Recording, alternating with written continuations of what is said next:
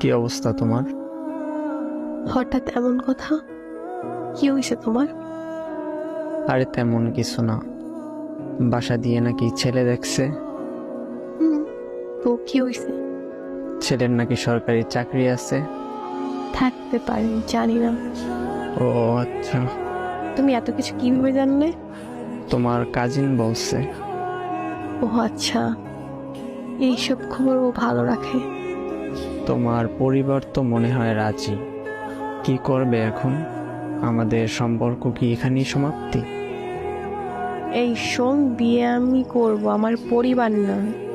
আর তোর এত কিছু কে ভাবতে বলছে? তোর সামনে পরীক্ষা, তুই পড়াশোনায় মনোযোগ দে। আমি তোর ছিলাম, তোর আছি, তোরই থাকবো। তুই পরীক্ষাটা দে আগে, তারপর হাত ধরে নতুন জীবন শুরু করব। সত্যি তো? হ্যাঁ সত্যি। তোর হাত ধরছি কি অন্য কারো হয়ে যাবো এই জন্য নাকি? শেষ অব্দি তোর সাথে থাকবো, এটা মাথায় রাখ। পড়তে যা এখন। আচ্ছা।